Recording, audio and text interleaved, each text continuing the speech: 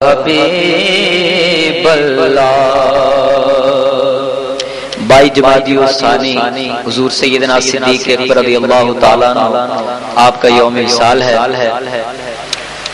تو اس حوالے سے حضرت مولانا حسن رضا خان بریلوی ان کا لکھا ہوا آپ کی شان میں کلام وہ پیش کرتا ہوں، ایک مرتبہ پھر درود شریف پڑھ لیجیے۔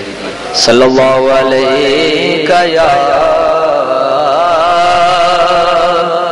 رسول اللہ وسلم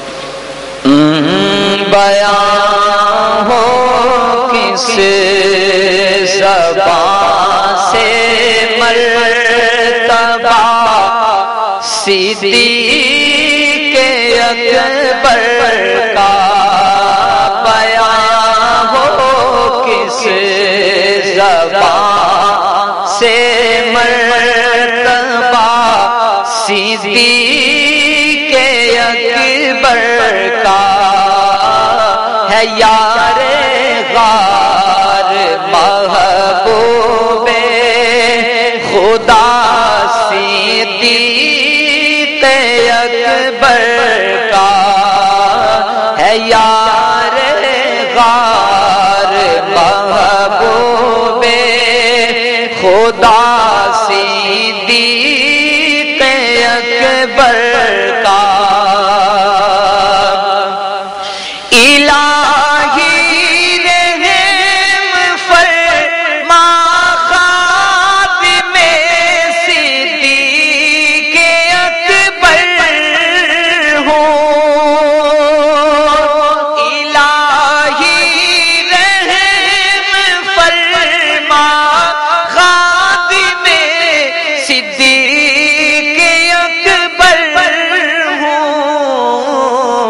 تیری رحمت کے صدقے واسطہ صدیق اکبر کا، تیری رحمت کے صدقے واسطہ صدیق اکبر کا بیان ہو کس زبان سے مرتبہ صدیق اکبر کا، نبی کا اور خدا کا مدح ہو صدیق اکبر ہے،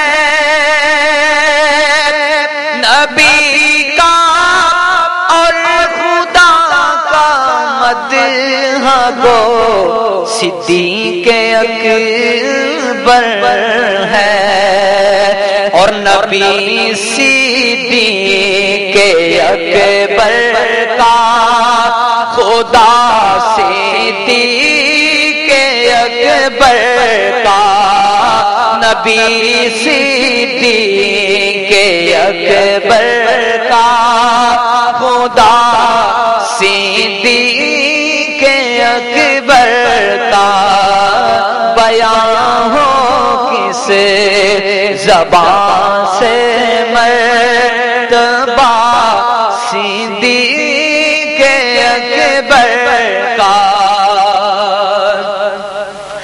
لٹایا راہ حق میں گھر گئی بارش محبت سے، کہ لٹ لٹ کر حسن گھر بن گیا صدیق اکبر کا، کہ لٹ لٹ کر حسن گھر بن گیا صدیق اکبر کا بیان ہو کس زبان سے مرتبہ صدیق اکبر کا،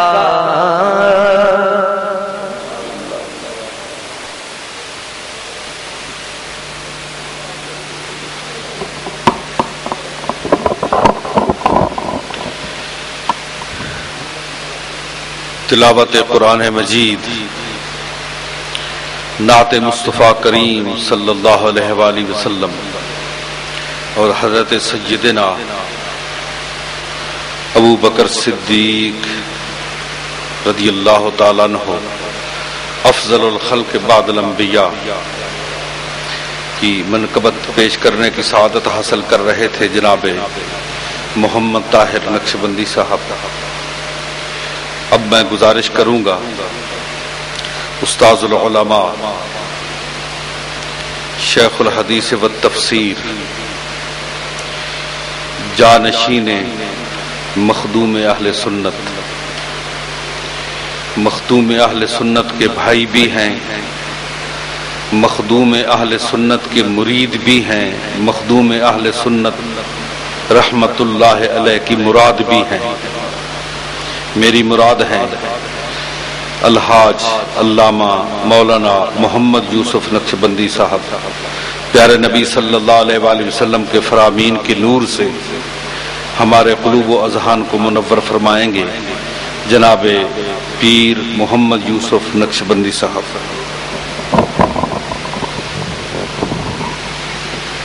نعرہ تکبیر، نعرہ رسالت، نعرہ رسالت.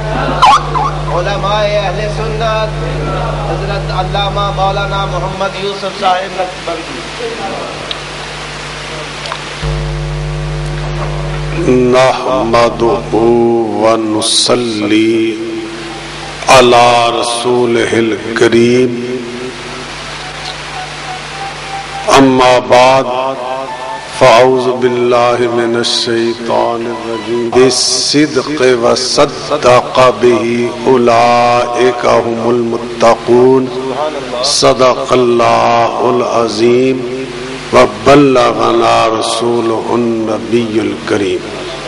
درود پاک. الصلاۃ والسلام علیک یا سیدی یا حبیب اللہ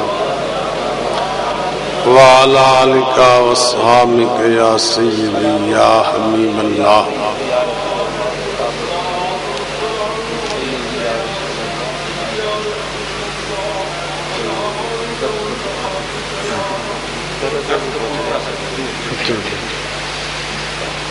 جیسا کہ حافظ محمد طاہر صاحب نے بتایا کہ 22 جمادی الثانی سیدنا صدیق اکبر رضی اللہ تعالی عنہ کا یوم وصال ہے اور آج 24 جمادی الثانی ہے. اسی حوالے سے سیدنا صدیق اکبر رضی اللہ تعالی عنہ کی بارگاہ میں نذران عقیدت پیش کیا جاتا ہے. حضرت صدیق اکبر افضل الخلق بعد الانبیاء والرسل، یعنی آدم علیہ السلام سے لے کر آخری انسان تک انبیاء اور رسل کے علاوہ ساری کائنات سے افضل و اعلیٰ اور برتر و بالا. حضرت صدیق اکبر کا نام ہے عبداللہ. آپ کا سلسلہ نسب چھٹی پشت میں جا کے رسول اللہ صلی اللہ علیہ وسلم سے مل جاتا ہے. صدیق بھی آپ کا لقب ہے اور عتیق بھی آپ کا لقب ہے. حضور صلی اللہ علیہ وسلم جب معراج سے واپس تشریف لائے تو مقام ذی طوا پر روک گئے. جبریل آئے، عرض کیا یا رسول اللہ آپ یہاں ٹھہر کس لیے گئے؟ آپ نے فرمایا کہ مجھے خطرہ ہے کہ جب میں جاؤں گا اور میں ان سے کہوں گا کہ میں راتوں رات بیت المقدس سے ہو کے آیا ہوں تو لوگ میری تصدیق نہیں کریں گے، میری بات کو تسلیم نہیں کریں گے، تو حضرت جبریل نے کہا یا رسول اللہ آپ جائیے، اور کوئی مانے نہ مانے ابو بکر تو ضرور مانے۔ چنانچہ حضور علیہ السلام تشریف لائے، آپ نے فرمایا کہ میں راتوں رات بیت المقدس سے ہو کے آیا ہوں، تو کافروں میں شور بچ گیا، کیونکہ اس زمانے میں یہ ممکن ہی نہیں تھا کہ مادی طور پر کوئی آدمی راتوں رات بیت المقدس سے واپس آ جائے۔ کافروں نے مجلس کی مشورہ کیا کہ سارے مل کے ابو بکر کے پاس جاتے ہیں کہ جن کا تم نے کلمہ پڑھا ہے، ہر معاملے میں ان کی تصدیق کرتے ہو، اب یہ ایسی انہونی باتیں کرنے لگا ہے، بھلا کوئی عقل مانتی ہے کوئی رات تو رات بیت المقدس سے واپس آ جائے؟ ابو جال کی قیادت میں چیدہ چیدہ کافر حضرت ابو بکر کے پاس پہنچے اور کہنے لگے کہ تمہیں پتہ چلا ہے کہ تمہارے آقا نے کیا کہا ہے؟ وہ کہتے ہیں کہ میں راتوں رات بیت المقدس سے ہو کر آیا ہوں، بھلا یہ بات ماننے والی ہے؟ تو حضرت صدیق اکبر نے بلا توقف و بلا تعمل فوراً فرمایا لئن قال ذالک صدقہ، اگر میرے محبوب نے کہا ہے تو یقیناً سچ فرمایا۔ فرمایا تم بیت المقدس کی بات کرتے ہو، میرا محبوب اگر کہے کہ میں پلک جھپکنے میں آسمان کی بلندیوں کو چھو کے آ گیا ہوں، میں تو وہ بھی ماننے کے لیے تیار ہوں۔ تو اسی دن سے آپ کا لقب صدیق پڑ گیا۔ حضرت علی مرتضیٰ رضی اللہ تعالی عنہ سے کسی نے پوچھا کہ ابو بکر کیسا آدمی، ابو بکر کے بارے میں تمہارا کیا خیال ہے؟ آپ نے فرمایا اس کی بات کرتے ہو، ذالک رجل سماہ اللہ صدیقا علی لسان جبرائیل، وہ عظیم ہستی ہے جن کا نام اللہ نے جبریل کی زبان پر صدیق رکھا۔ تو صدیق بھی آپ کا لقب ہے، اور ایک لقب آپ کا عتیق بھی ہے۔ عتیق کا مشہور معنی ہے آزاد، عتیق کا معنی کیا ہے؟ آزاد، اور بھی کئی معنی میں اسی پر اکتفا کرتا ہوں۔ تو اس کا پس منظر کہہ لیجئے یا وجہ تسمیہ کہ کس وجہ سے یہ آپ کا لقب پڑ گیا۔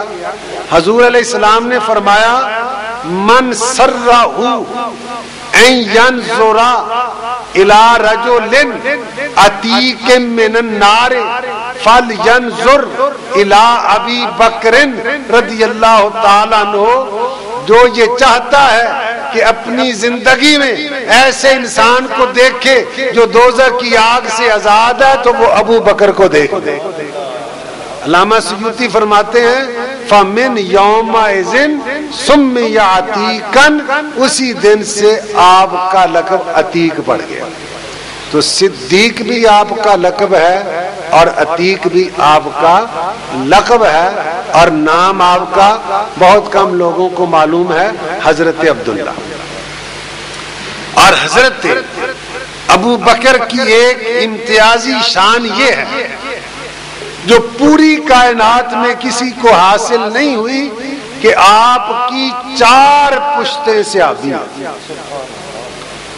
4 پشتیں خود صحابی، والد حضرت ابو قحافہ عثمان صحابی، بیٹے صحابی اور پوتے صحابی۔ یہ اعزاز پوری کائنات میں سوائے حضرت صدیق اکبر رضی اللہ تعالی عنہ کے کسی اور کو حاصل نہیں ہوا۔ تو حضرت علی نے کیا کہا؟ ذالک رجل سماہ اللہ صدیقا علی لسان جبرائیل۔ اور فاروق اعظم رضی اللہ تعالی عنہ کی نگاہوں میں مقام صدیقیات۔ علامہ سیوطی لکھتے ہیں کہ حضرت فاروق اعظم نے فرمایا لو وزن ایمان ابی بکر مع اہل الارض لا رجح بہم، فرمایا کہ جن اہل الارض اس زمانے کے کہہ لو، اس زمانے کے جتنے لوگ ہیں سب کا ایمان ترازو کے ایک پلڑے میں رکھا جائے، صدیق کا ایمان ترازو کے دوسرے پلڑے میں رکھا جائے تو صدیق کے پلڑا باری ہو، صدیق کے ایمان والا پلڑا. تو یہ آپ اندازہ کریں کہ صحابہ کی نظروں میں مقام صدیق اکبر کیا تھا، اور رسول اللہ صلی اللہ علیہ وسلم کی نگاہ میں مقام صدیق کیا تھا. ایک رات جب ستارے جگمگا رہے تھے، سیدہ عائشہ صدیقہ رضی اللہ تعالی عنہا نے نبی پاک صلی اللہ علیہ وسلم سے پوچھا، حل لأحد حسنات عدد نجوم السماء او کما قالت، کہ یا رسول اللہ کیا آسمان کے ستاروں کے برابر کسی کی نیکیاں ہیں؟ آسمان کے ستاروں کے برابر کسی کی نیکیاں؟ اس سے پتہ یہ چلا کہ صحابہ کا عقیدہ ہے کہ نبی ہر چیز جانتا ہے، کہ کائنات کہ ہر فرد کی نیکیاں سرکار کے علم میں ہیں. اسی لیے تو پوچھا کہ حضور آسمان کے ستاروں کے برابر کسی کی نیکیاں ہیں؟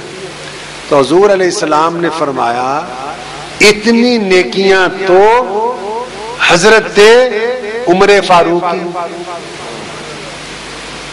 ان کا خیال تھا کہ جب میں پوچھوں گی تو حضور میرے ابا جان کا نام لیں گے. جب آپ نے حضرت عمر کا نام لیا تو عرض کیا یا رسول اللہ این حسنات ابی بکرن، ابو بکر کی نیکیاں کدھر گئی؟ تو حضور علیہ السلام نے فرمایا عمر کی تمام عمر کی نیکیاں ایک طرف اور صدیق کی ایک نیکی ایک طرف. عمر کی تمام عمر کی نیکیاں ایک طرف، اور وہ کون سی نیکی ہے؟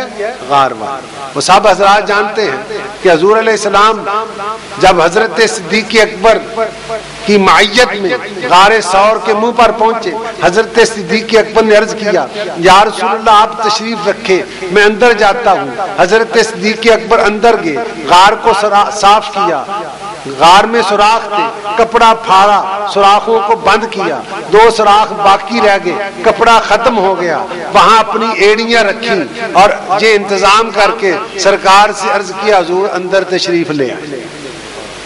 حضرت صدیق اکبر کے زانوں پر سرکار نے سر رکھا اور آرام فرماؤ. اندر سے سانپ ڈس رہا، ڈنگ پہ ڈنگ مار رہا. حضرت صدیق اکبر رضی اللہ تعالی عنہ درد برداشت کر رہے ہیں، اور سانپ کے ڈسنے سے ایک تو درد ہوتا ہے، دوسرا مرنے کا خطرہ بھی ہوتا ہے، مگر قربان جائیے صدیق اکبر کی محبت کے ڈنگ پہ ڈنگ کھا رہے ہیں، تکلیف برداشت کر رہے ہیں، موت کا خطرہ مول لے رہے ہیں، مگر اپنے جسم کو حرکت نہیں ہونے دیتے کہ کہیں محبوب کے آرام میں فرق نہ آئے. یہ دنیا محبت کا ایک یکتا اور منفرد واقعہ ہے کہ محبوب کی نیند پر اپنی جان کو قربان ہونے کے لیے پیش کرے. امام اہل سنت اعلی حضرت رحمت اللہ علیہ یوں بیان کرتے ہیں صدیق بلکہ غار میں جان ان پہ دے چکے. پہلے یہ نا میں مختصر کرتا ہوں، حضرت علی نے نماز کی قربانی دی مگر سرکار نے ان کی نماز قضا نہیں ہونے دی. تو اس کے بعد صدیق بلکہ غار میں جان ان پہ دے چکے. حفظ جان تو جان فروز غرر کی ہے کہ جان کی حفاظت سب سے اعلیٰ فریضہ ہے، اس لیے کہ نماز فرض ہے، مگر جان کو خطرہ ہو تو نماز قضا کرنے کی اجازت. ایک مریض جان بلب ہے، اگر آدمی اس کی عیادت کے لیے نہیں ہوگا تو اس کی جان کو خطرہ ہے، تو اب آدمی جو اس کی عیادت کر رہا ہے اس کے لیے جائز ہے کہ نماز قضا کر سکتا ہے مگر مریض کے سرانے کھڑا رہے. تو پتہ یہ چلا کہ جان کی حفاظت نماز کی حفاظت سے بھی زیادہ اہم اور ضروری ہے. صدیق بلکہ غار میں جان پہ دے چکے. حفظ جان تو جان فروز غرر کی ہے.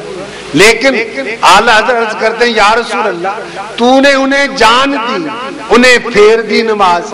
حضرت علی نے نماز قضا کی مگر آپ نے ان کی نماز قضا نہیں ہونے دی. حضرت صدیق نے اپنی جان کو قربان کیا مگر آپ نے ان کی جان نہیں جانے دی. تو نے انہیں جان دی, انہیں پھیر دی نماز. وہ تو کر چکے تھے جو کرنی بشر کی. انسان جو قربانی دے سکتا تھا وہ دونوں نے دی.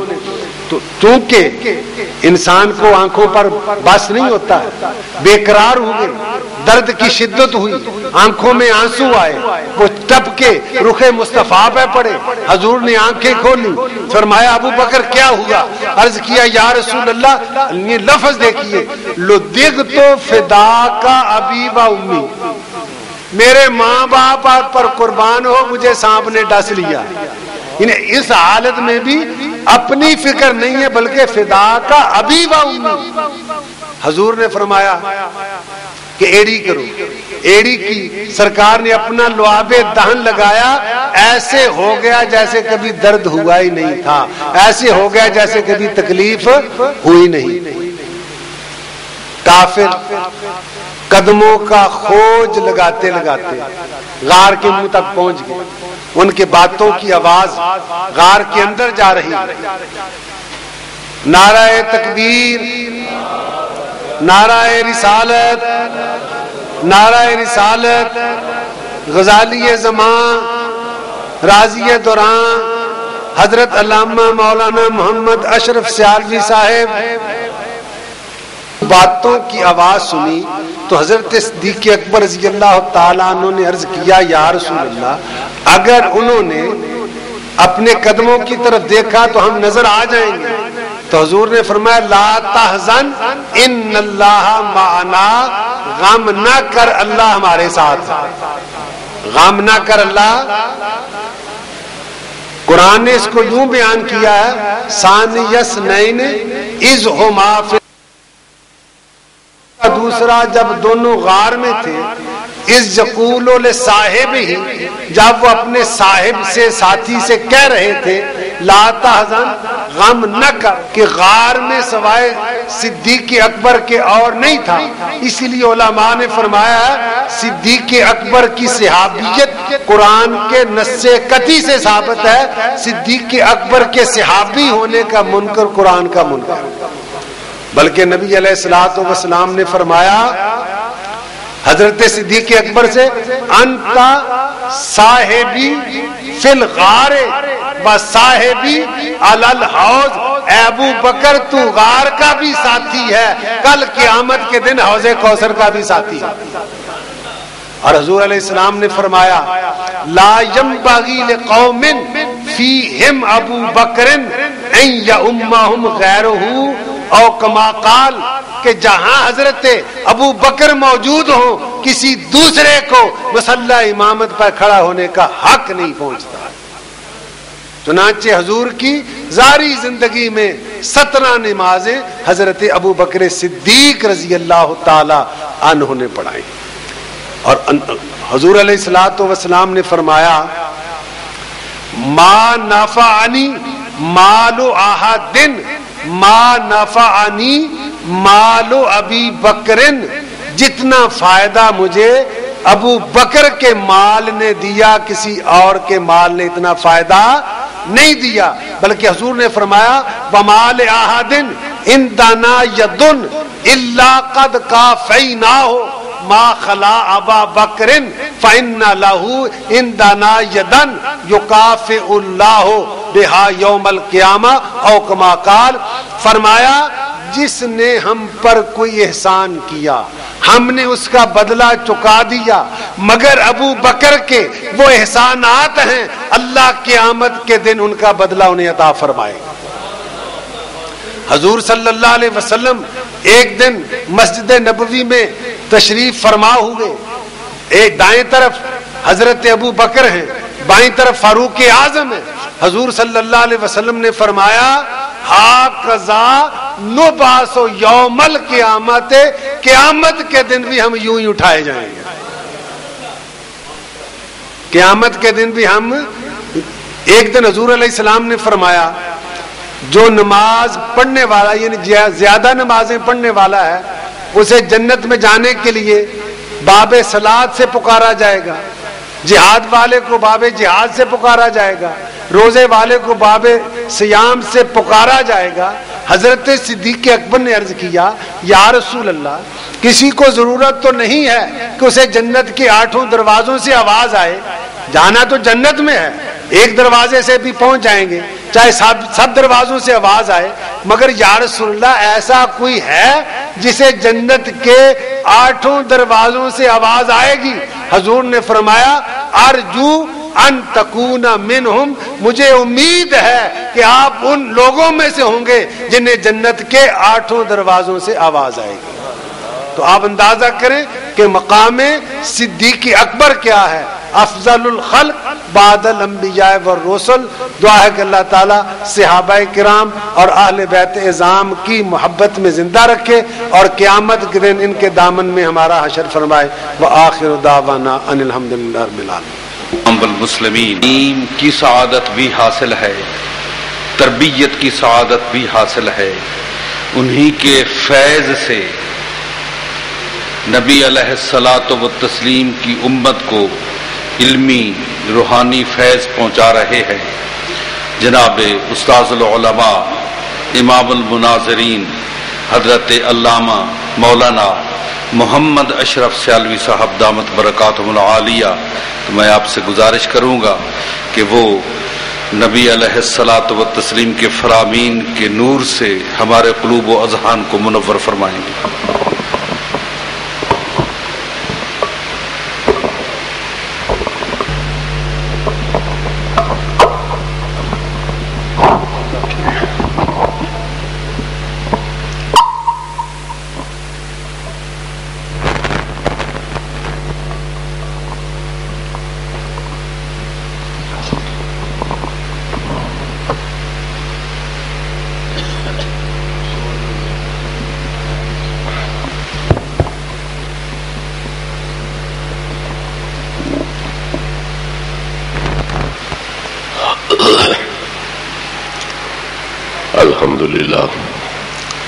الحمد للہ رب العالمین والعاقبۃ للمتقین والصلاة والسلام علی افضل الانبیاء وسید المرسلین احمد الحامدین ومحمد المحمودین سیدنا وسید الاولین والآخرین محمد المبعوث رحمۃ للعالمین وعلی آلہ الطیبین الطاہرین واصحابہ الکاملین الواصلین والتابعین لهم بالإحسان إلى يوم الدين.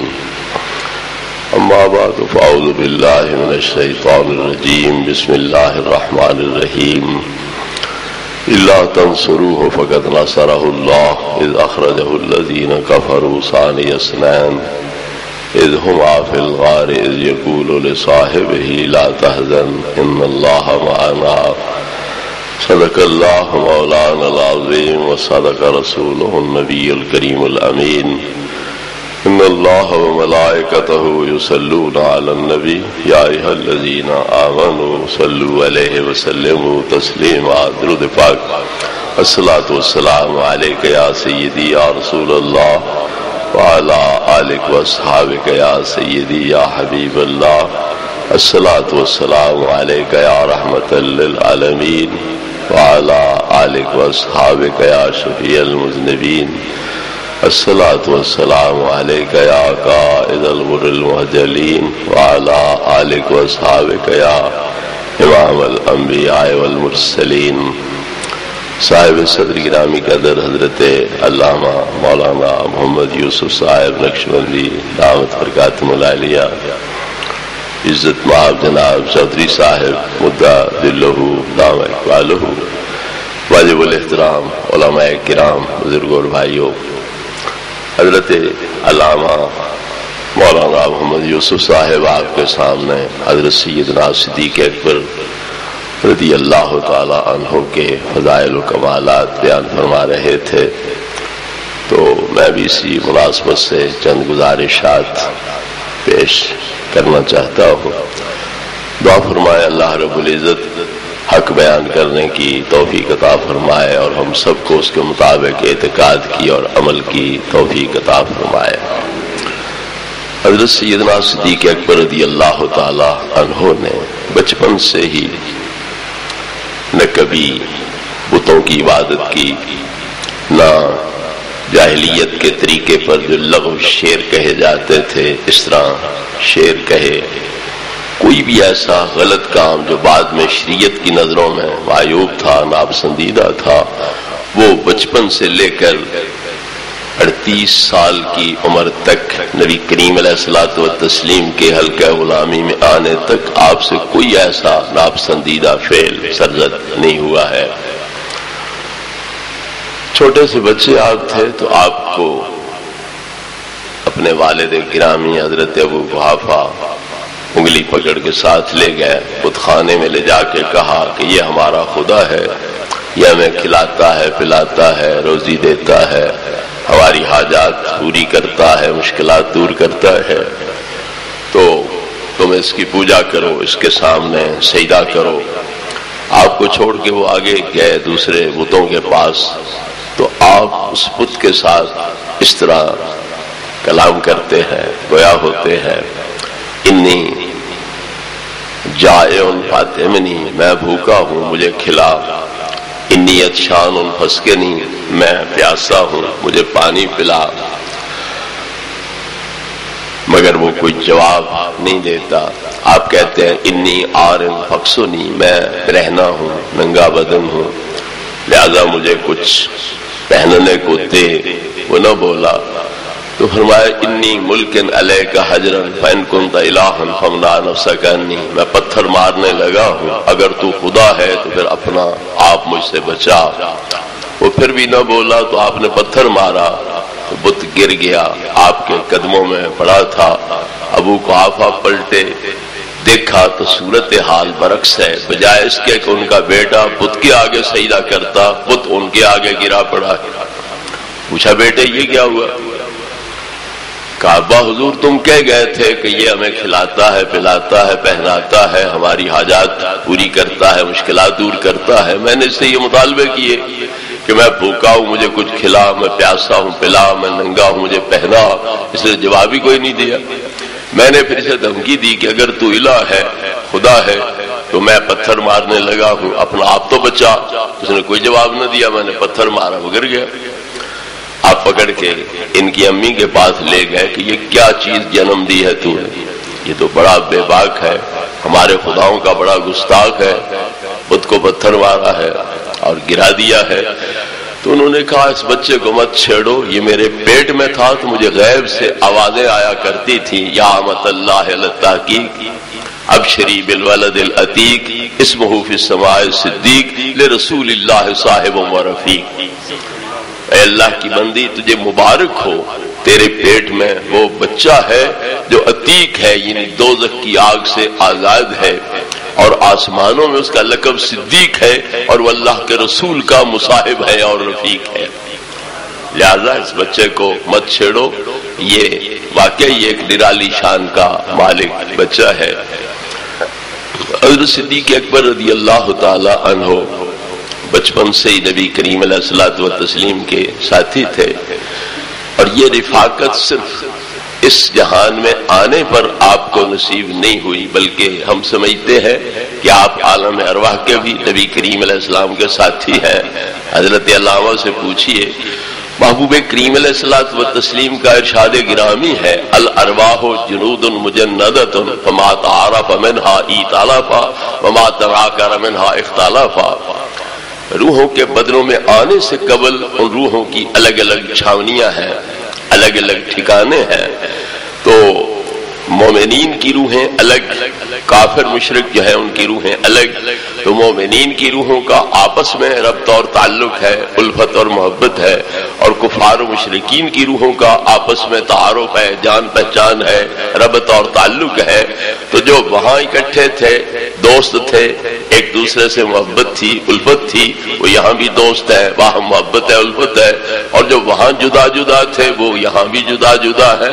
تو جب حضرت صدیق رضی اللہ عنہ بچپن سے ہی نبی کریم علیہ الصلوۃ والتسلیم کے مصاحب ہے، پھر ماننا پڑتا ہے کہ عالم ارواح سے ہی یہ مصاحبت کا شرف حضرت صدیق رضی اللہ عنہ کو حاصل رہا۔ قلم قدرت نے جہاں بھی کوئی تصویر کھینچی ہے تو جہاں محبوب کریم علیہ الصلوۃ والتسلیم کی تصویر کھینچی ہے، ساتھ ہی سیدنا صدیق اکبر رضی اللہ تعالی عنہ کی بھی تصویر کھینچی ہے۔ حضرت جبیر بن مطعم رضی اللہ تعالی عنہ مکہ شریف سے دمشق کی طرف گئے، دیکھا تو لوگ چھتوں پہ چڑھے ہوئے ہیں، کوئی بازاروں میں کھڑے منتظر ہے۔ پہنچے تو ان سے پوچھا گیا احرمی انتا، کیا تو حرم کعبہ سے آ رہا ہے؟ انہوں نے کہا جی ہاں۔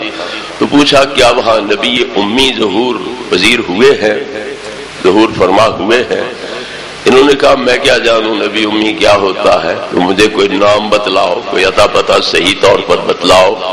تو یہ لوگ دمشق والے اہل کتاب ان کو ایک کمرے میں لے گئے جہاں تصویریں ہی تصویریں تھیں، تو کہا ان تصویروں کو دیکھ کے بتلاؤ کہ ان سے ملتی جلتی شکل والا کوئی آدمی مکہ شریف میں ظاہر ہوا ہو اور اس نے نبوت کا دعویٰ کیا ہو۔ انہوں نے نظر غائر کے ساتھ دیکھا تو کوئی ایسی ہستی وہاں نہیں تھی تصاویر کے لحاظ سے جو نبی کریم علیہ السلام کی شکل و صورت کے ساتھ ملتی جلتی ہوتی، تو انہوں نے کہا نہیں یہاں کوئی ایسی شخصیت نہیں ہے۔ دوسرے کمرے میں لے گئے، یہ بھی دروازے سے باہر ہی تھے کہ نبی کریم علیہ السلام کی تصویر سب تصویروں سے ایک نمایاں شان کے ساتھ ان کو نظر آئی، تو یہ تاڑ گئے، سمجھ گئے کس ہستی کے بارے میں یہ پوچھنا چاہتے ہیں، لیکن میں پہل کیوں کروں، میں ان سے پوچھوں کہ تمہیں ان صورتوں میں سے کس صورت والی ہستی کا انتظار ہے؟ تو انہوں نے آپ کی تصویر کی طرف اشارہ کر کے کہا کہ اس ہستی کا ہمیں انتظار ہے۔ تو آپ نے فرمایا بالکل یہ وہاں موجود ہیں، اعلان نبوت انہوں نے کر رکھا ہے اور لوگ کچھ ان کے حلقہ غلامی میں داخل ہو چکے ہیں۔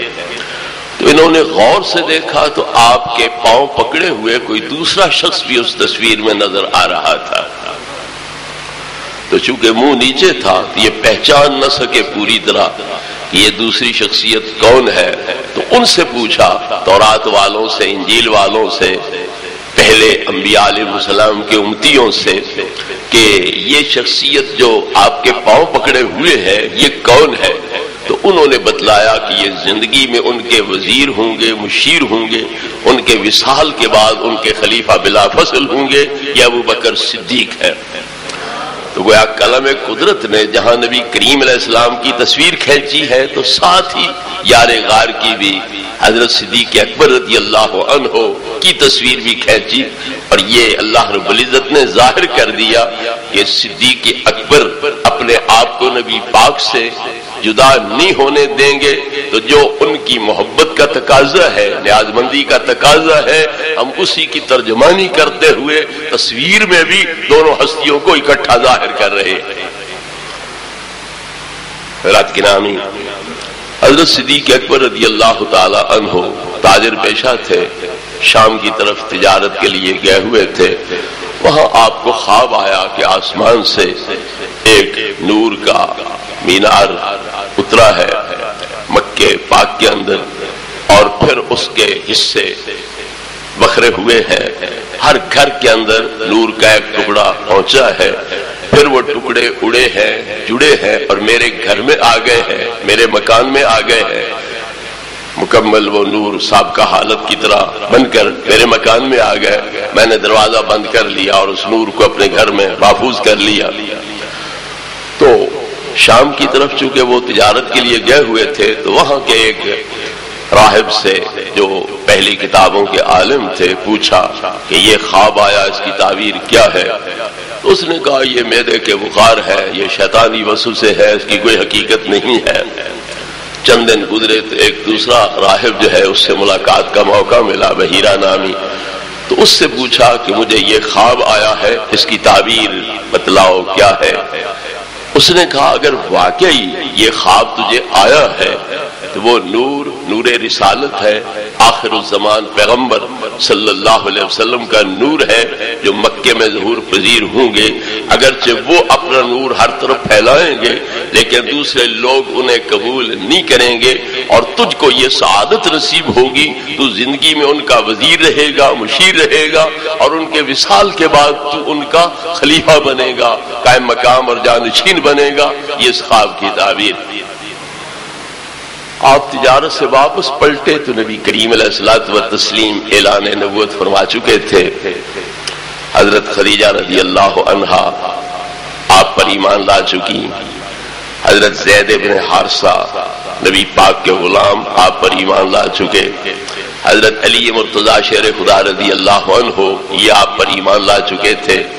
تو حضرت صدیق اکبر رضی اللہ تعالی عنہ جب پہنچے، پتہ چلا کہ آپ نے اعلان نبوت کر دیا ہے، اور اس طرح حضرت خدیجہ بھی، زید بن حارثہ بھی، حضرت علی رضی اللہ عنہ یہ مشرف اسلام ہو چکے ہیں۔ تو محبوب کریم علیہ الصلوۃ والتسلیم کے پاس حاضر ہوئے اور عرض کیا واقعی یا رسول اللہ آپ نے نبی ہونے کا دعویٰ فرمایا ہے، نبوت کا اعلان کیا ہے؟ آپ نے فرمایا ہاں میں نے یہ اعلان کیا ہے۔ عرض کی حضور کو اس دعوے کی دلیل، اس کا ثبوت؟ تو نبی کریم علیہ السلام نے فرمایا کہ فلاں دن جو تجھے خواب آیا تھا، فلاں راہب نے کہا تھا یہ معدے کا بخار ہے، یہ شیطانی وسوسہ ہے، پھر بحیرہ نے بتلایا کہ یہ نبی آخر الزمان کے ظہور کا موقع ہے، اور یہ نور ان کے ظہور کی علامت اور نشانی ہے، اور تو زندگی میں ان کا وزیر ہوگا، مشیر ہوگا، اور ان کے وصال کے بعد ان کا خلیفہ ہوگا۔ اگر یہ بات صحیح ہے تو پھر میری نبوت پر حق ہے۔ تو فوراً حضرت صدیق رضی اللہ تعالی عنہ نے لا الہ الا اللہ محمد رسول اللہ پڑھ لیا، اور نبی کریم علیہ الصلوۃ والتسلیم کے حلقہ غلامی میں داخل ہو گئے۔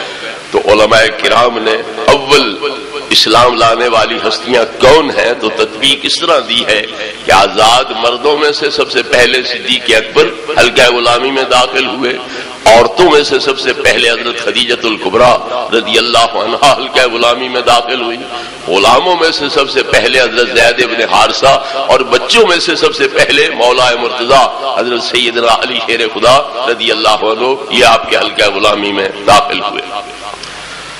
حضرت صدیق رضی اللہ تعالی عنہ اس دوران محبوب کریم علیہ الصلوۃ والتسلیم کے دین کے اندر صرف داخل نہیں ہوئے بلکہ آپ مبلغ بھی بن گئے، اور عشرہ مبشرہ میں سے 6 ہستیاں جو ہے وہ حضرت صدیق اکبر رضی اللہ عنہ کی تبلیغ سے، آپ کی ترغیب سے وہ حلقہ اسلام میں داخل ہوئے، جن میں حضرت عثمان رضی اللہ تعالیٰ عنہ، حضرت سعد بن ابی وقاص رضی اللہ عنہ، حضرت طلحہ رضی اللہ عنہ، حضرت زبیر رضی اللہ تعالیٰ عنہ، حضرت عبد الرحمن بن عوف رضی اللہ تعالیٰ عنہ یہ ہے۔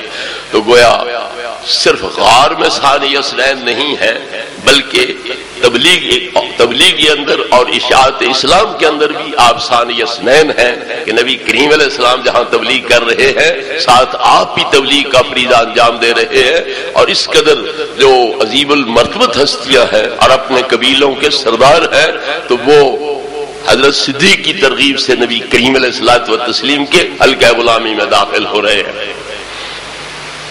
حضرت سیدنا صدیق اکبر رضی اللہ تعالی عنہ کفار کا ظلم ستم سہتے رہے، پریشانیاں تکلیفیں اٹھاتے رہے، نبی کریم علیہ السلام کے لیے ڈھال بنے رہے۔ کفار قریش نبی کریم علیہ السلام پہ حملہ آور ہوتے، آپ کو زد و کوب کرتے، تکلیف پہنچانے لگتے، حضرت صدیق دوڑ کے آ جاتے۔ جس طرح بنی اسرائیل کا وہ آدمی حضرت عیسیٰ علیہ السلام کے خلفاء کو چھڑانے کے لیے پہنچ گیا اور کہا کہ تم ان ہستیوں کا انکار کیوں کرتے ہو جو تمہیں اللہ واحد کی راہ بتلاتے ہیں، تمہاری بھلائی کا سامان کرتے ہیں؟ تو یہی صورتحال حضرت صدیق اکبر رضی اللہ عنہ کی تھی کہ جب نبی کریم علیہ السلام پر کفار ظلم و ستم کرنے لگتے تو آپ دوڑ کے درمیان میں آ جاتے، اتقتلون رجلا الا یقول آمنوا باللہ وقولوا نشہد ان لا الہ الا اللہ، کیا تم ایک آدمی کو اس لیے قتل کرتے ہو کہ وہ تمہیں اس بات کی دعوت دیتا ہے کہ لا الہ الا اللہ کا اقرار کرو، اور بت جو بے بس ہے، مجبور و محض ہے، تو ان کی عبادت کو چھوڑو، اس اللہ واحد کی عبادت کرو، کیا تم اس بنا پر اس آدمی کے قتل کے در پہ ہو؟ تو کفار آپ کو چھوڑ دیتے، حضرت صدیق کو پکڑ لیتے، ان کی پٹائی کرنے لگ جاتے۔ ایک موقع پر اتنا زیادہ آپ کو زد و کوب کیا گیا کہ آپ کے سر کے سارے بال جو ہے وہ اکھڑ گئے، جہاں بھی سر پہ ہاتھ پھیرتے تو بال ساتھ آ جاتے، سارا سر جو ہے وہ بالوں سے خالی ہو گیا۔ ہر قسم کا تشدد برداشت کرتے رہے، لیکن نبی کریم علیہ الصلوۃ والتسلیم کا ساتھ نہیں چھوڑا۔ حضرت صدیق اکبر رضی اللہ تعالی عنہ ابتدائی سے نبی کریم علیہ الصلوۃ والتسلیم کی سیرت میں اس طرح ڈھلے ہوئے تھے کہ جس وقت نبی کریم علیہ السلام نے حضرت خدیجۃ الکبریٰ رضی اللہ عنہا کے سامنے یہ اظہار کیا پہلی وحی آنے پر کہ خشیت علی نفسی، مجھے اپنے بارے میں خوف لاحق ہے کہ کہیں مجھ پہ جادو نہ ہو گیا ہو، کہیں میری عقل جو ہے اس میں کوئی خلل نہ واقع ہو گیا ہو، یا میں یہ وحی کا اور رسالت نبوت کا بوجھ جو ہے یہ اٹھانے سے عاجز اور قاصر نہ آ جاؤں۔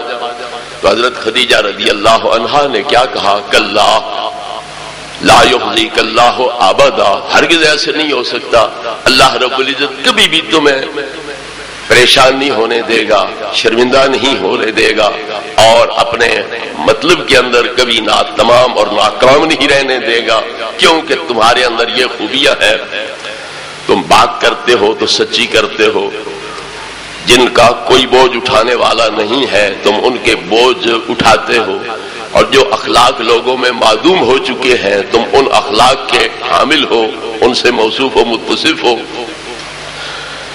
تو اس طرح کی شانیں آپ کی حضرت خدیجہ رضی اللہ عنہا نے بیان کی کہ تم میں یہ اعلیٰ اخلاق موجود ہے، اعلیٰ صفات موجود ہے، تو ایسے بندے کو اللہ رب العزت کس طرح پر ناکام کرے گا اور اپنے مطلب کے اندر منزل تک پہنچنے سے محروم رکھے گا، تو آپ مطمئن رہیے۔ تو بیانی یہی صورتحال حضرت صدیق اکبر رضی اللہ عنہ کے حق میں، جو کافر ابن دغنہ ہے تو اس کی زبانی ثابت ہو رہی ہے۔ حضرت صدیق رضی اللہ تعالیٰ عنہ مکہ شریف چھوڑ کے جا رہے تھے، راہ میں وہ کافر ابن دغنہ مل گیا، اس نے پوچھا صدیق کہاں جا رہے ہو؟ کہا مکہ چھوڑ کے جا رہا ہوں، کہیں الگ تھلگ رہ کے اللہ اللہ کروں گا، یہاں تیری قوم مجھے اللہ کی عبادت نہیں کرنے دیتی، اس لیے میں مکہ چھوڑ کے جا رہا ہوں۔ تو اس نے یہی اوصاف و کمالات نبی کریم علیہ السلام کے حق میں جو حضرت خدیجہ نے گنوائے تھے، یہی اوصاف و کمال ابن دغنہ نے آپ کے گنوائے کہ تم ان اعلیٰ اخلاق اعلیٰ صفات کے مالک ہو، لوگوں کے ہمدرد ہو، غمخوار ہو، جس کا کوئی کمانے والا نہیں تم کما کے اسے دیتے ہو، اور لوگوں کی بھلائی کا ہر کام کرتے ہو۔ جس شہر سے تم جیسا آدمی چلا جائے وہ شہر قائم رہنے کے قابل ہی نہیں ہے، آؤ واپس، اور میں ذمہ وار ہوں، کوئی تمہارے ساتھ چھیڑ خانی کرے گا تو میں اس کے خلاف کارروائی کروں گا اور تمہارے ساتھ اس کے خلاف سینہ صبر ہوں گا۔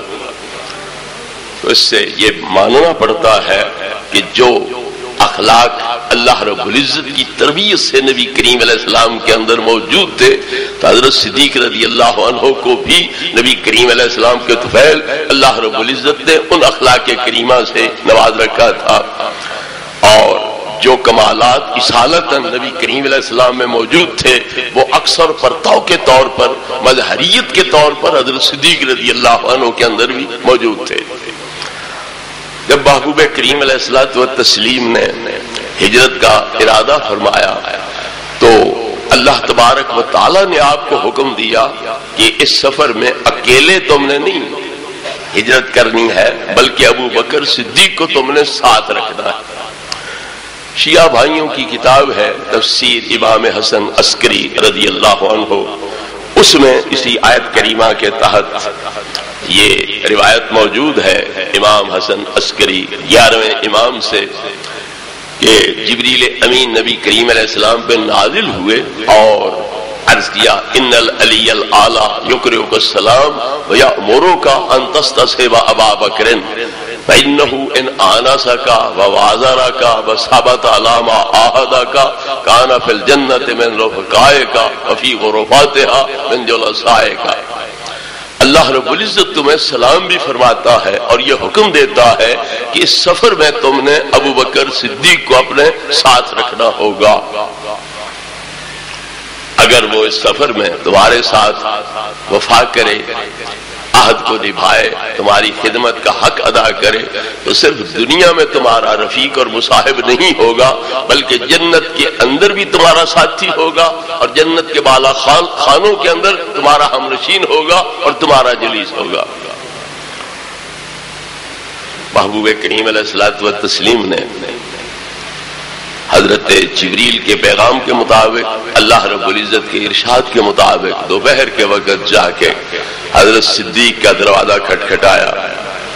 کڑکتی دھوپ میں کپڑا سر منہ پہ لپیٹ کے سرکار وہاں پہنچے، جس طرح جٹ لوگ اپنی دستار کو منہ کے گرمیوں میں لپیٹ کے کام کاج کرتے رہتے ہیں، اس طرح پر آپ نے منڈا سا بارا ہوا تھا، منہ مبارک اور چہرہ پاک لپیٹا ہوا تھا۔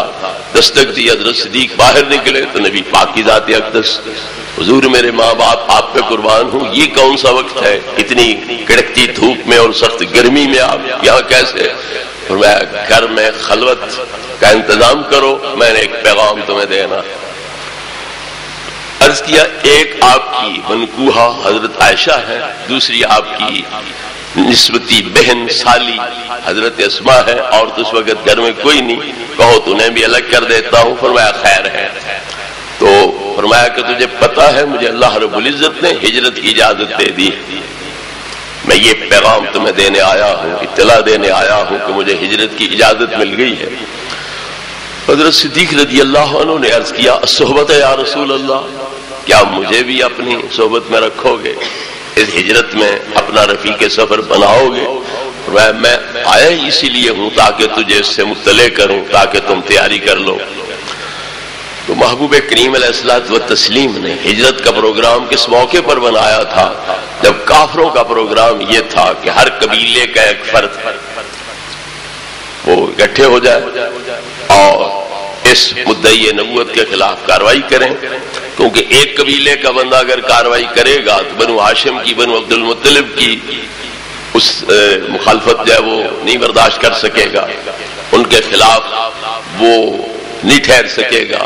اگر سارے قبیلے جمع ہو گئے اور ان کے سردار اکٹھے ہو گئے تو پھر بنو ہاشم ان کے خلاف لڑ نہیں سکیں گے، جنگی کارروائی نہیں کر سکیں گے، لامحالہ خون بہا پہ راضی ہو جائیں گے۔ تو سارے قبیلے مل کے ایک بندے کا خون بہا دیں تو کیا بوجھ ان پہ پڑے گا؟ اس بدنیتی کی بنا پر ہر قبیلے کا ایک ایک فرد جمع ہو کر نبی کریم علیہ الصلوۃ والتسلیم کے گھر کا محاصرہ کرتا ہے، تاکہ جب صبح صادق ہو تو ان پہ اٹھیں تو حملہ کر کے انہیں قتل کر دیا جائے۔ تو اللہ رب العزت نے محبوب کریم علیہ الصلوۃ والتسلیم کو آگاہ کر دیا۔ آپ نے اپنے بستر پر مولا مرتضیٰ رضی اللہ عنہ کو سونے کا حکم دیا، انہوں نے اپنے آپ کو نبی کریم علیہ السلام کے لیے ڈھال بنایا اور قربانی پیش کی۔ تو محبوب کریم علیہ السلام سورہ یاسین کی ابتدائی آیتیں مٹی پہ پڑھ کے پھونک کے دم کر کے وہ مٹی ان کے سروں پہ جھاڑتے گئے اور ان کافروں کے سامنے سے جو پہرا دے رہے تھے نکل گئے، اور اللہ رب العزت نے ان کو اس طرح اندھا کر دیا کہ وہ جاگ رہے تھے اور اس کے باوجود نبی کریم علیہ الصلوۃ والتسلیم کو اپنے سامنے سے گزرتے دیکھ ہی نہ سکے۔ آپ نے رات کا باقی حصہ جو ہے وہ حضرت صدیق اکبر رضی اللہ عنہ کے ہاں گزارا۔ ادھر نبی پاک کا بستر ہے، حضرت علی پاک آرام کر رہے ہیں، ادھر صدیق اکبر کا بستر ہے اور نبی کریم علیہ الصلوۃ والتسلیم آرام کر رہے ہیں۔ اگر کوئی ہستی نبی پاک کے بستر پہ سوئے تو وہ عظیم المرتبت ہے، تو نبی کریم علیہ السلام جس کے بستر پہ جا کے سو رہے ہیں وہ کیوں عظیم المرتبت نہیں؟ حضرت صدیق اکبر رضی اللہ تعالی عنہ کو یہ شرف اور اعزاز حاصل ہے کہ نبی کریم علیہ الصلوۃ والتسلیم کافروں کے گھیرے سے نکل کر اگر کوئی محفوظ ٹھکانہ سمجھتے ہیں تو صدیق اکبر کے گھر کو سمجھتے ہیں اور وہاں جا کر تشریف فرما ہوتے ہیں۔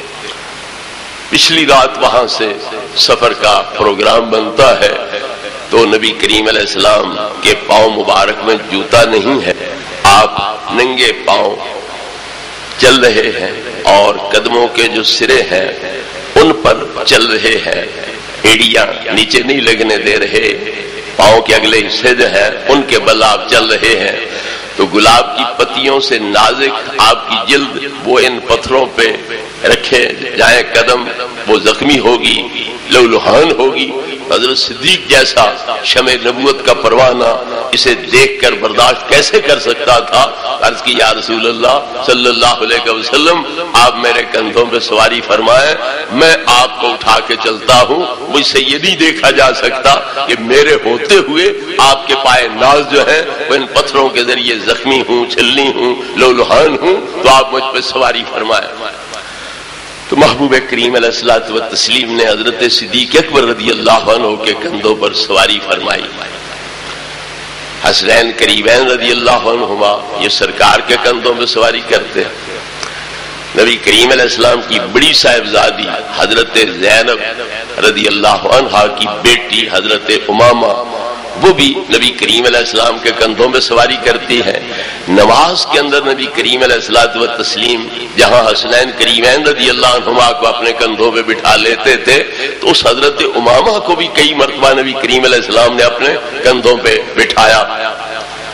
جب رکوع میں جاتے تو اتار دیتے، سجدے سے فارغ ہو کے اٹھتے تو پھر کندھے پہ بٹھا لیتے، حسنین کریمین رضی اللہ عنہما کو کبھی حضرت امامہ کو۔ اور یہ وہ حضرت امامہ ہے جن کے بارے میں حضرت سیدہ فاطمہ زہرا رضی اللہ عنہا نے وصیت فرمائی تھی کہ اے مولا مرتضیٰ میری وفات کے بعد تم میری اس بانجی کے ساتھ نکاح کر لینا، وہ میرے بچوں کی حفاظت کرے گی، خدمت کرے گی۔ تو مولا مرتضیٰ نے حضرت زہرا کی وصیت کے مطابق حضرت امامہ کے ساتھ شادی فرمائی تاکہ حسنین کریمین اور حضرت زینب حضرت ام کلثوم کی وہ اچھی طرح دیکھ بھال کر سکیں، خدمت کر سکیں۔ تو بہرحال یہ لوگ نبی کریم علیہ الصلوۃ والتسلیم کے کندھوں پہ سواری فرماتے ہیں، ان کی بھی عظیم شان ہے، بڑا درجہ، بڑا مرتبہ ہے کہ نبی کریم علیہ السلام کندھوں پہ بٹھائیں، خاص طور پہ نماز کی حالت میں۔ مگر جس ہستی کے کندھوں پر نبی کریم علیہ السلام سواری فرما رہے ہیں کیا پھر اس کی شان کوئی نہیں ہوگی؟ جو بچے چھوٹے نبی کریم علیہ الصلوۃ والتسلیم کے کندھوں پہ سواری کر رہے ہیں، اگر ان کو یہ مرتبہ حاصل ہے، امتیازی مقام حاصل ہے، ان کے لیے یہ عزت اور افتخار کا سامان ہے، تو پھر جو ہستی نبی کریم علیہ السلام کو کندھوں پہ اٹھا کے جا رہی ہے اس کا بھی صحابہ کرام علیہم رضوان کے اندر ایک نمایاں اور اعلیٰ مرتبہ اور مقام۔ ساتھ ہی میں یہ عرض کرتا چلوں کہ ہمارے واعظ بھی اور دوسرے فرقے کے سارے مبلغین بھی اس بات پہ زور دیتے ہیں کہ نبوت نیچے تھی، امامت اوپر تھی، لہذا حسنین کریمین رضی اللہ عنہما کی شان کو وہ نبی کریم علیہ السلام سے بھی بڑھاتے ہیں۔ شیعہ مذہب کی روح یہ ہے، جان یہ ہے کہ اصل تو امامت ہے، نبوت تو ایک بتوا چیز ہے، توحیلی چیز ہے، اصل امامت ہے۔ تو پروگرام ہی ان کا یہ ہے کہ نبوت کو پس منظر میں لے جایا جائے اور اصل امامت جو ہے اس کو آگے بڑھایا جائے، اور دلیل یہ دی جاتی ہے کہ امامت اوپر ہے، نبوت نیچے ہے، لہذا ثابت ہوا امامت افضل ہے۔ تو کیا اس وقت جب نبی کریم علیہ السلام ان حضرات کو کندھوں پر بٹھایا کرتے تھے تو اس وقت امام حسن منصب امامت میں فائز تھے؟ حضرت امام حسین رضی اللہ تعالیٰ عنہ منصب امامت میں فائز تھے؟ پہلے امام بقول ان کے مولا مرتضیٰ ہے، پھر امام حسن ہے، پھر امام حسین ہے۔ تو حضرت مولا مرتضیٰ کے وصال کے بعد امام حسن امام بن رہے ہیں، پھر ان کی وفات کے بعد امام حسین امام بن رہے ہیں۔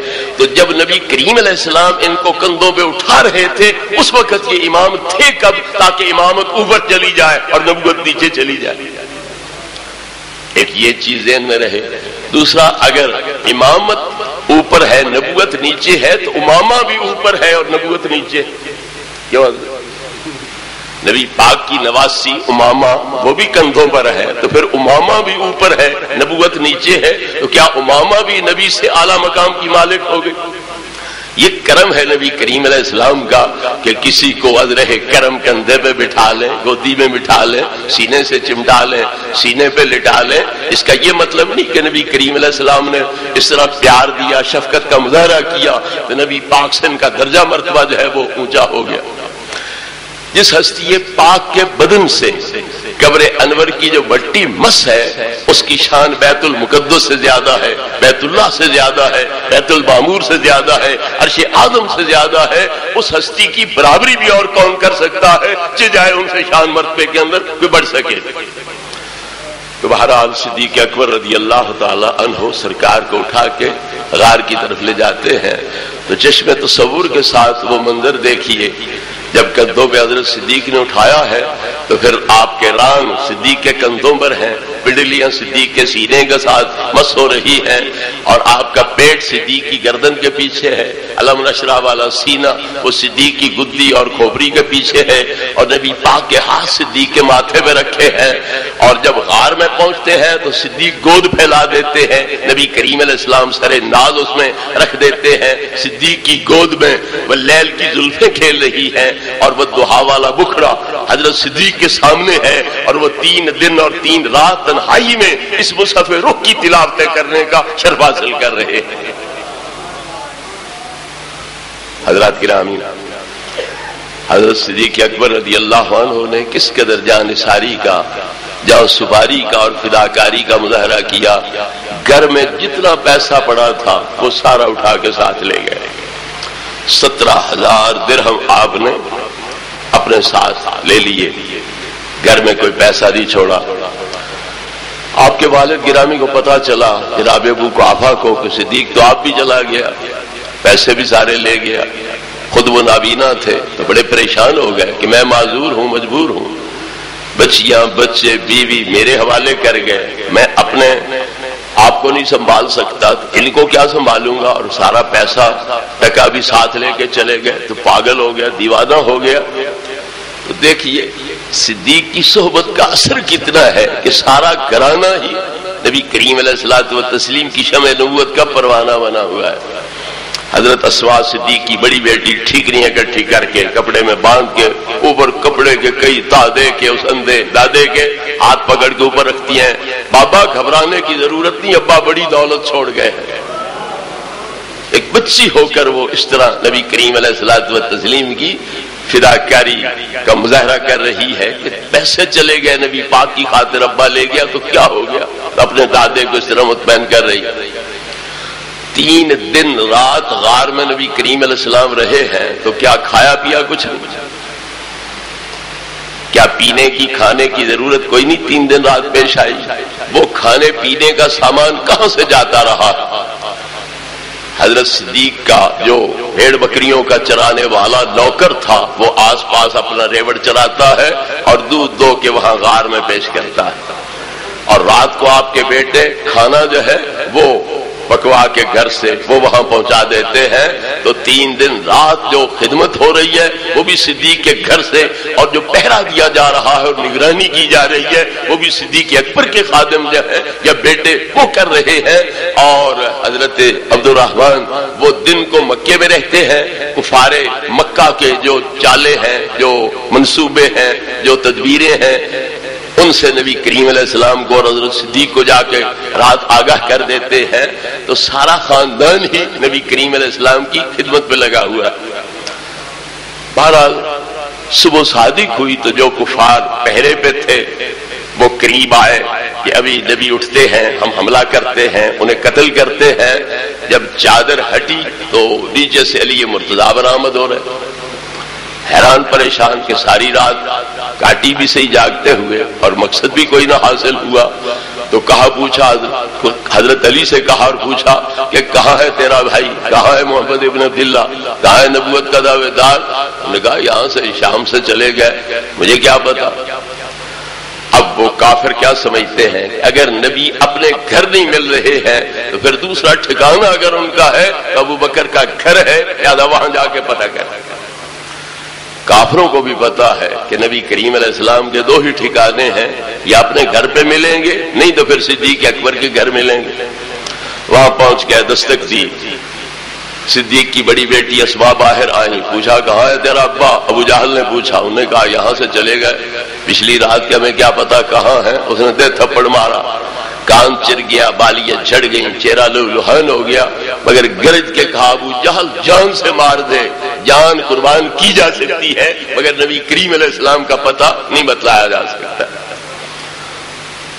तो ये खिदमत यहाँ सरंजाम दी जा रही है।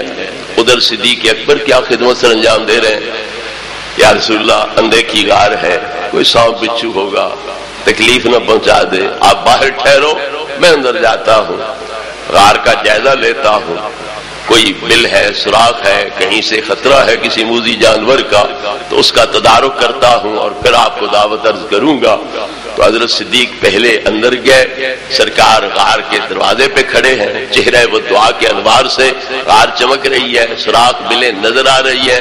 हजरत सिद्दीक रोड़े पत्थर दे रहे हैं, जो बच गई तो फालतू कपड़े फाड़ के उनको बंद कर दिया, और दो बच गई तो वहां एड़ियां दे के बैठ गए और अर्ज की या रसूलल्लाह अब अबू बकर मुतमईन है, आप अंदर तशरीफ ले आए।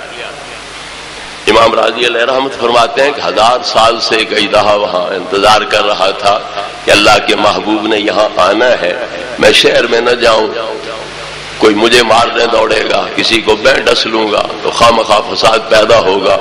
जब महबूब पाक ने यहीं आना ही है तो फिर यहीं क्यों न जियारत का शर्फ हासिल कर लूं। वो इंतजार में वहीं था।